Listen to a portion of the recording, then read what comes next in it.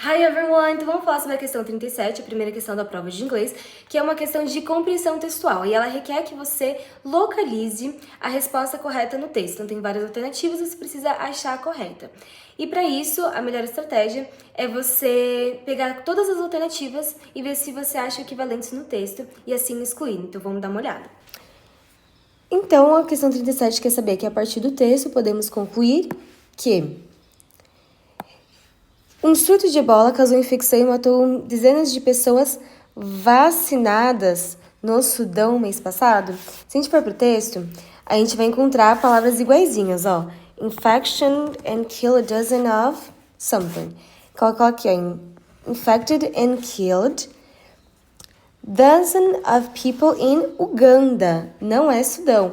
A única vez que aparece Sudão, e não fala nada de pessoas vacinadas, e a única vez que aparece Sudão é aqui embaixo.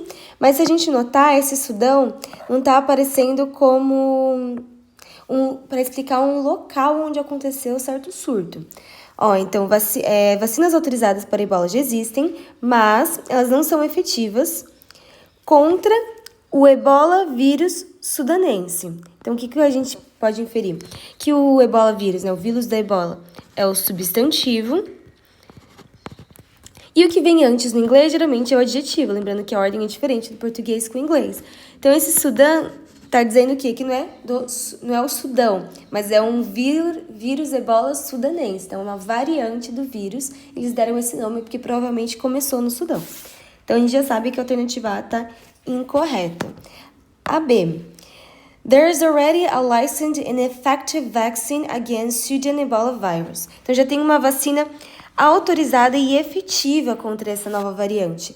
No texto aparece que já existe, but, lembre desse but, que vai trazer uma contradição, um contraste, e que é dizendo que não há uma vacina efetiva, eficaz contra esse vírus.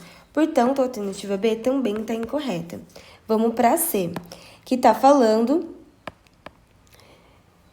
que os experimentos clínicos é uma tentativa de limitar, restringir o surto de ebola na Uganda.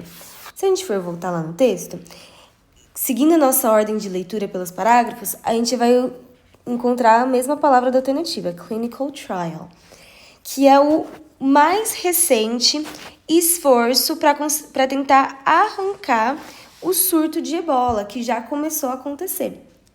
Então, aqui na alternativa fala an attempt, uma tentativa de restringir.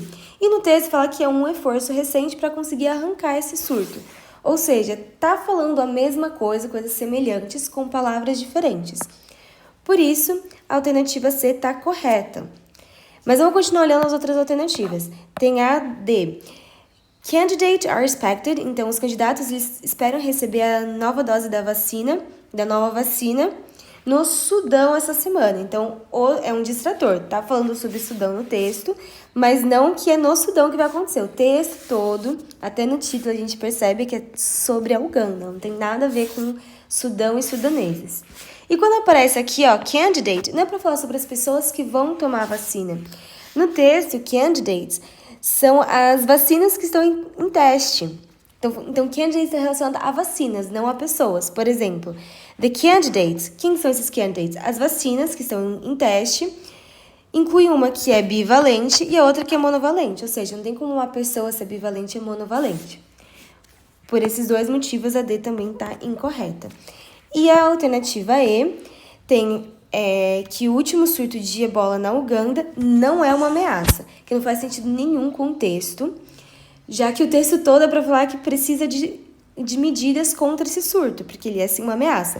De acordo com essa organização que fala aqui no texto, que é a World Health Organization, que segundo eles mesmos, ainda no segundo parágrafo, né, que according to the World Health Organization, o vírus de ebola, o surto, já se espalhou para 9 distritos, incluindo 3 deles que são densamente populosos, que contradiz aqui, ó, que falou que se espalhou para áreas não populosas. Portanto, a E também está bem correta, restando apenas a C como a única alternativa possível para essa questão. Bom, gente, por fim, é importante notar que essa é uma questão bem coringa, porque ela consegue capturar vários aspectos muito recorrentes das questões de interpretação da prova de inglês e vestibulares. E não é só de uma faculdade, não, são de várias faculdades que têm esse padrão, que é fazer esse exercício de você ter que localizar no texto a resposta correta, para eles conseguirem perceber se você está entendendo as principais partes e mensagens do texto. E também estar sempre atento aos distratores, como algum deles que a gente acabou de discutir nessa questão.